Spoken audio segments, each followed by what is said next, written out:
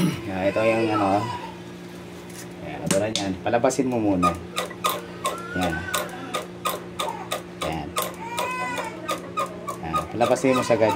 Yan. Tutorial yan ha. Tutorial sa mga DIY. Linisin mo. Kahit basahan lang, kailangan makinis yung ano. Oh, yan. Ganun. Pero pag yung madumi talaga, liha. 1,200 na liha, makinis yun, pinong-pino. DIY. Pag mayroong mga ano na, dumi na. Oo, lihain mo siya. O, lumabas, di ba? Tapos pagbabalik, ganito, technique. Lalo na sa pagpalit ng brake pad, lagi kayong gumamit ng langis. Lalo na pag hindi kayo naglinis ng piston. Yan ha, langis. Kaya mo nilalagyan na langis. Alam mo bakit? Para yung dumi, ilalabas niya lang. O, gagamit kayo ng C-clamp. Ayan. C-clamp. Para hindi na sinusunggit. Ginagawa to pag nagpapalit ng brake pad. Oh, sige, bitaw. Yan o, di ba? Smooth. Napaka-smooth lang siya. Oh, sa mga magdi-DIY diyan, sundan niyo lang. Oh. Yung gustong matuto rin, ganyan pag ano ha. Ito. Masok na. Diba, pumasok na. Smooth lang ha. Walang pukpok. Hindi natin pinupukpok kasi masira yung labi. O, punasan mo ng langis. Punasan mo yan. Ayan. Ngayon, may steel brush. Linisin nyo. Kung masipag naman kayo maglinis, brake cleaner, caliper cleaner, pwede yun. Crudo, pwede din. Tapos ito kasi yung rubber, punit na. Yan, ito na yung kapalit. Meron tayong extra nyan. Kompleto. Ilagay nyo yan dito. Ito yung hindi pamaga. Anong kwan yan? Purpose? Rubber grommet. Dun sa may kwan niya? Dito? Rubber grommet yan, Yan. Yan. I-YouTube natin to para sundan nyo na lang, ha? Yan na. Okay na. Tapos, ito, lilinisin nyo palagi yung stud. Pag kinalawang kasi ito, hindi nagpapantay ang ukod ng brake pad. Linisin nyo. Kailangan malinis yan. Linis. Kailangan walang kalawang yan. Ito.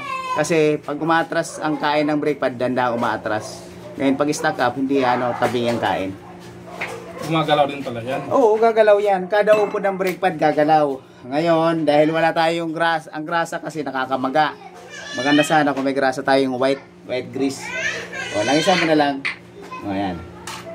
Pwede naman langis. Pwede langis, Kaya lang minsan sabi nila nakakamaga, pero hindi naman. Yan, Kailangan smooth. Yan, di ba? Smooth. Ganyan, Smooth. Pasok nyo. Yan. Pasok nyo, sabay. Pasingawin nyo. Gamitan nyo ng manipis na para sumigaw. Para yung hatak ng brake pad, atras. Tapos ito, yung brake pad, linis. Ganun technique. Sundan nyo na lang YouTube tutorial natin yan. Ito yung tinatawag na brake pad replacement, linis ng caliper. Yan. Ganun technique, Steel brush lang. Kung wala kayo, hindi kayo maglilinis. Yan, para mabawasan ng konti yung dumi. Follow nyo lang ako, magtanong lang. Brake pad, pasok, stopper ha, ayan. Paglagay ng brake pad, pasok, Okay. Pasok to.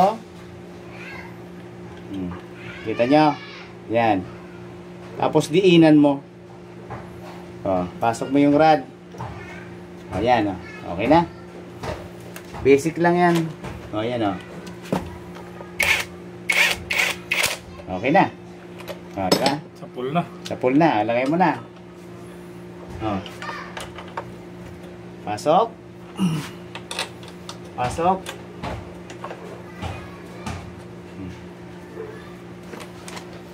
Tutorial.